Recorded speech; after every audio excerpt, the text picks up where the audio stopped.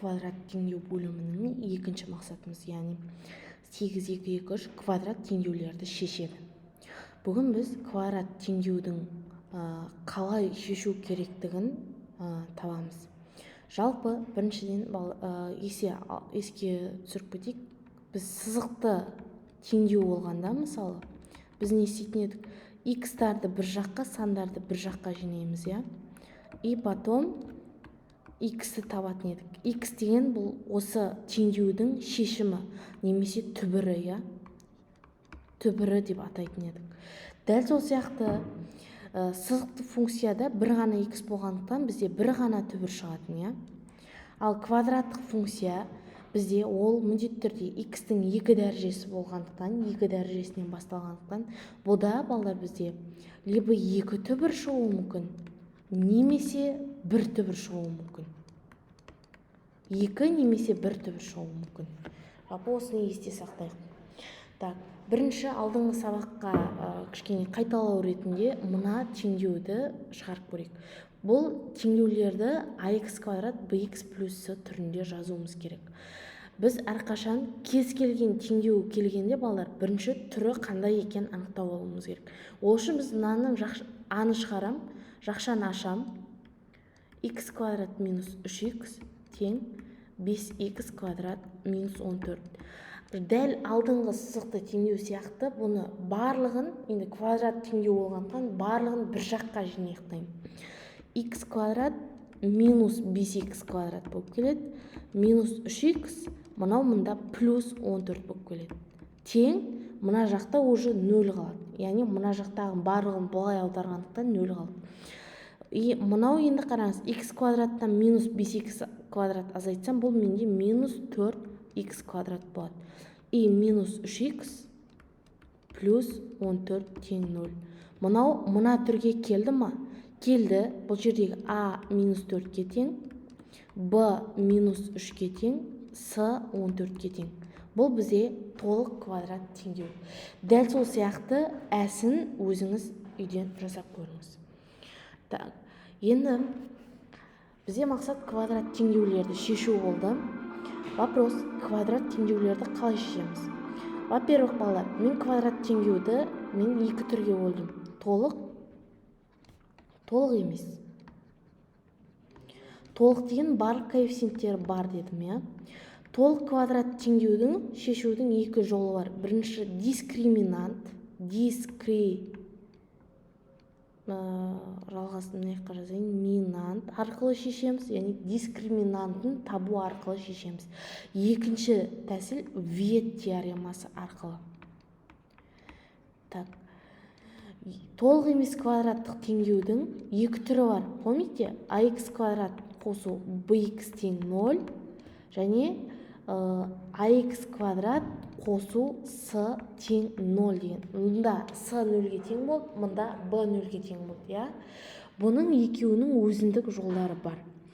Так, толық квадраттық теңдеуді шешудің жолын мен келесі неде көрсетем.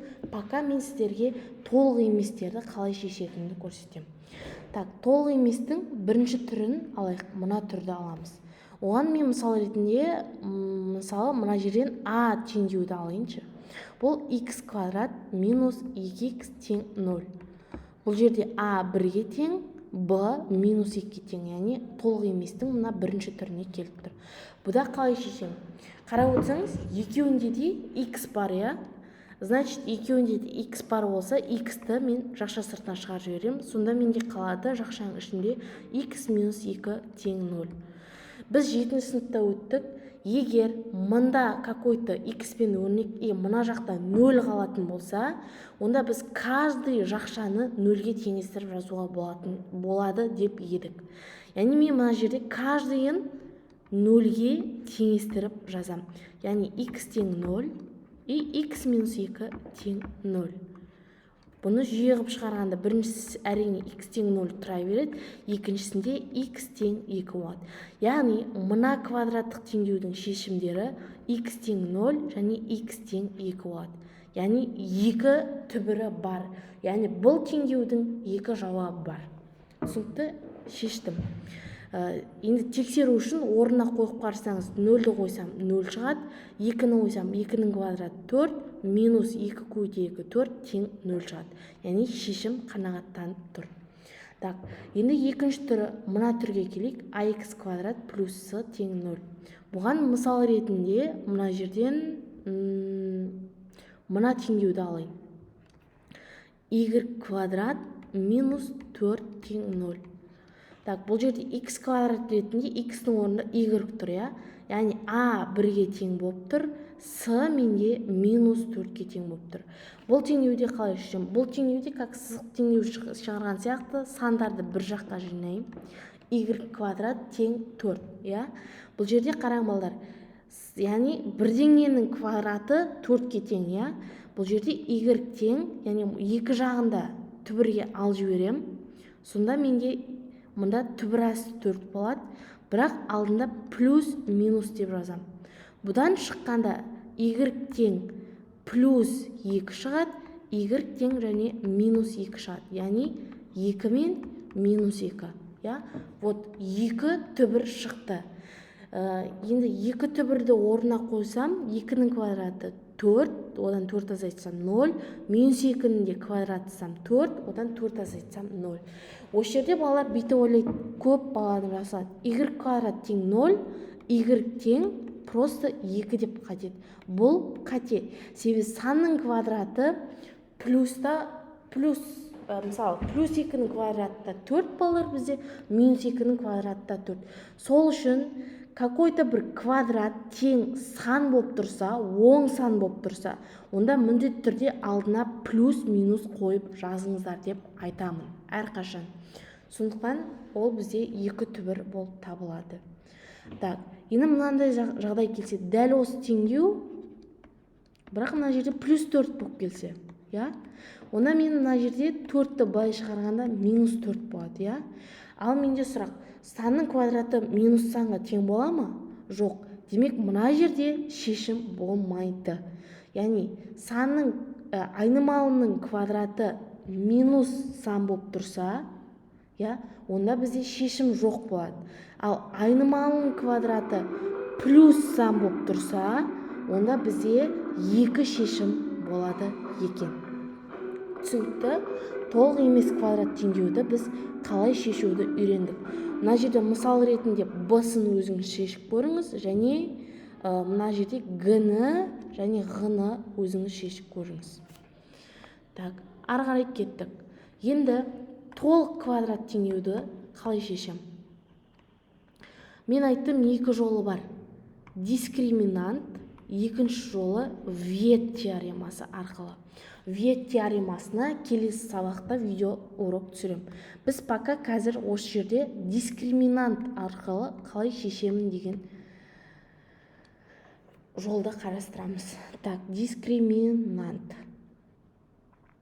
Так, енді вопрос. Толық квадрат теңдеу бізде мына түрде беріледі. Дұрыс па? Яғни, мысал ретінде, мысал ретінде 2х квадрат минус 4х плюс 4 тең 0 деген мысалды алайын. Енді қараңыз балалар, бұл жерде, яғни квадрат теңдеуде толық түрге келсе, біз дискриминантын табуымыз керек. Дискриминанттың формуласы мына жерде жазылған. Яғни v квадрат минус 4ac. v бізде x-ның алдында тұрған коэффициент, a мен c мына коэффициенттер. Оны білеміз, я? Яғни, бұл дәл осы дискриминантқа салсам, d тең, v менде минус 4 қой. Мұнда жазып қойыншы, a2, v минус 4, c 4-ке тең. Яғни, v-ның квадраты минус 4ac, я, теңдеу. v менде минус 4-ке тең, яғни минус 4-дің квадраты, минус 4, a менде 2-ке тең, c менде 4-ке тең. Бұдан шығады дискриминант минус 4-дің квадраты 16, минус 4-2 8, 8 4-ке көйтсем 32. 16-тан 32 азайтсам минус 16. Дискриминант, яғни минус санға тең болды. Яғни дискриминантты мына жолмен осы формуламен табамын. Енді вопрос балдар мынандай. Дискриминант менде оң сан шығуы мүмкін, дискриминант менде 0-ге тең болуы мүмкін, немесе дискриминант менде теріс сан шығуы мүмкін. Мына жағдайда менде дискриминант теріс сан шығып тұр. Яғни, егер дискриминант теріс сан шыққан жағдайда оның түбірі жоқ болады. Демек, мына теңдеудің түбірі жоқ. Ал егер дискриминант тең болса, онда оның бір ғана түбірі болады. Яғни, екі түбір де бір санға тең болады деген сөз. Түсінікті? Оны біз мына формуламен анықтаймыз. Ары қарай түбірін табуды осы формуламен анықтаймыз. Ал егер дискриминант оң сан болса, онда біз мына түбірлермен, мына формуламен анықтаймыз. Яғни бізде ол кезде екі түбірде болады деген сөз. Түсінікті? Мына жағдайда екі түбір болады, мына жағдайда бір түбір болады, ал мына жағдайда түбір жоқ болады. Енді вопрос. Дискриминант оң сан болса, онда мен мына формуламен анықтаймын. Так, мына формуланы қысқаша былай жазам. Плюс минус түбір асты D деген дискриминант бөлінген 2A. Яғни бұл жерде мен нені анықтап атырмын? X1 мен X2-ні анықтап атырмын. Так, формуланы өсіп жазып алыңыздар. Енді мысалға қарайық. Мысал, мына бірінші мысалды алайын. Так, 3x квадрат минус 8x минус 3 тең 0. Бұл жерде a 3-ке тең, v минус 8-ге тең, s минус 3-ке тең. Так, дискриминанттың формуласына салам. v квадрат минус 4ac. Яғни, минус 8-дің квадраты минус 4 көбейту 3 көбейту минус 3. Жүз па? Ары қарай, минус 8-дің квадраты 64. Енді қараңыз, минус 4-ті 3-ке өйтсем 12, 12-ні минус 3-ке өйтсем минус 36. Ал ол минус мынаумен барып қосылып кетеді. Плюс 36. Значит, 100 шығады. 100-ді мен мында бет жазып қоям. 10-ның квадраты деп жазып қоям. Енді, манағы бізде түбірді табатын формула мынандай болды ғой. Минус v плюс минус түбір асты d бөлінген 2a. Дұрыс па? Немесе отдельно мына формулалар бойынша жазсаңыз болады. Так, мен енді x1-ді табам. Бірінші, минус v-ның орнына не тұр? v менде минус 8. Ол мынаумен плюс 8 болып кетеді. Енді плюсын алам бірінші. Түбір асты d менде 100 ғой. Бірақ оны 10-ның квадраты деп жазып қоя берейін. Себебі квадрат пен түбір бір-бірін қысқартып жойып кетеді. Я? Бөлінген 2a менен нешеге тең? 3-ке тең. Сонда шығады. Так, шығады менде плюс, мына жерге минусты да жазып кетейін. Бірінші қазір плюсы бойынша есептейміз, екінші минусы бойынша есептейміз. Яғни 8-ге 10 қосам 18, 18-ді 6-ға бөлсем 3 шығады. Я? Екіншіден, так, мында 8-ден 10 азайтам минус 2, минус 2 бөлінген 6, это менде минус 1 бөлінген 3. Так, мыналарды қысқартқанда 3-те 1 қалады, яғни минус 1 бөлінген 3. Яғни мынаның бір түбірі менде 3 болды, екінші түбірі минус 3-тен 1 болды. Осы сандарды сіз қазір мына орнына қойып қарасаңыз, x-тің орнына, онда менде 0 шығады. Демек, бұл менде жауап болады. Түсінікті? Так, екінші, мұны әсін алайық. Бұл жерде a2, b3, s5-ке тең. Так, мен сразу әсін шығара қойайын. d менде, яғни v-ның квадраты 9 минус 4 көбейту 2 көбейту с менде 5-ке тең, я? 9-дан 8-ді 5-ке 40 азайтсам, неше шығады? Минус 31 шығады. Дискриминант терістен шықты. Демек, бізде дискриминант терістен шықса, жаңа айтқандай бізде түбірі жоқ болады. Яғни, мына теңдеудің шешімі жоқ деген сөз. Түсінікті? Так, екінші, так, енді G-ні шығарып көрейік. Так, G. Так, теңдеу бүйтіп жазылып тұр, я? Так, Бұл жерде балалар мен өзіме ыңғайлы ретінде бірінші y квадрат, потом y, потом бос мүше қылып, яғни сан қылып жазып алам. Квадрат түрде жазып алдым. Бұл жерде қараң балдар, маған y квадраттың алдында минус 9 тұр, я? Ал маған негізі оң сан болғаны ыңғайлы, я? Демек мен мынадан минустан құтылу үшін мен теңдіктің екі жағында минус 1-ге көбейтіп жіберем. Сол кезде мынаның барлығының таңбасы ауысады. 9y квадрат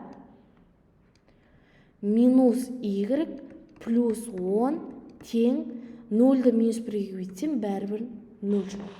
Яғни мен мына теңдеуді осылай ыңғайлы етіп жазып алдым. Енді барып дискриминантты табам. v квадрат минус 4асы, яғни 1-дің квадраты минус 4 көбейту 9 көбейту 10.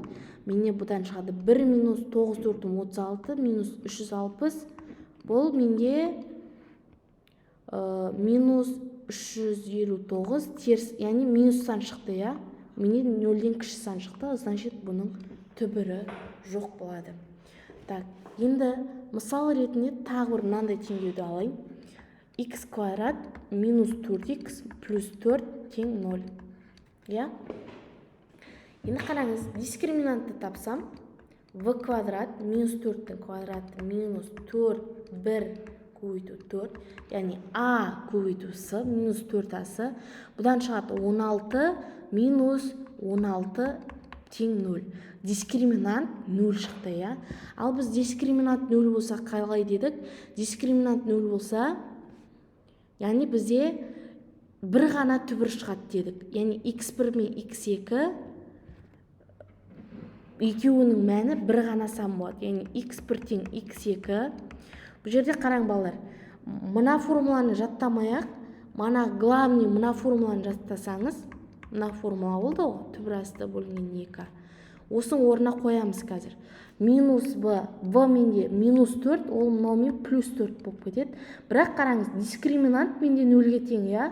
Яғни плюс минус 0 бөлінген 2. А нешеге тең? А 1-ге тең. Сонда бұдан шығады, дискриминант 0 болғандықтан мынау бәрібір менде важный рөл атқармайды. Мен просто 4-ті 2-ге бөле салам. Сонда жауап менде 2 шықты. Яғни x1-імде 2-ге тең, x2-імде менде 2-ге тең. Жауап осылай болады. Так, жақсы. Так, екілерді орнына қойып қарасаңыз, бәрібір 0 шығады. Сонымен балалар біз қалай шештік? Яғни толық болса дискриминантпен шығарамыз, немесе виетпен шығарамыз. Виетті мен келесі сабақта түсіндірем. Ал егер толық емес болса, бірінші түрі келсе, x-ті жақшаға шығарып жіберіп тауымыз керек. Ал екінші түрі келсе, біз онда санды бір жаққа, x квадратты бір жаққа жинаймыз. Бірақ санды бір жаққа жинағанда егер сан минус сан болып тұрса, онда бізде теңдеудің түбірі жоқ болады. Ал оң сан болса, онда бізде екі түбірі болады. Яғни плюс минуспен алып жазамыз. Ал дискриминантта, так, егер дискриминант оң сан шықса, онда бізде теңдеудің екі түбірі болады. Және екеуде разный сандар болып табылады. Мысалы, мына жерде 3 пен минус 3-тен 1 шықты. Ал егер дискриминант 0 шықса, онда бір ғана түбір болады. Яғни x1 мен x2 бір ғана сан. Мысалы, мына жерде x1 мен x2 де 2-ге тең болды. Ал дискриминант 0-ден кіші болса, онда бізде түбір жоқ болады. Осымен сабақ аяқталды.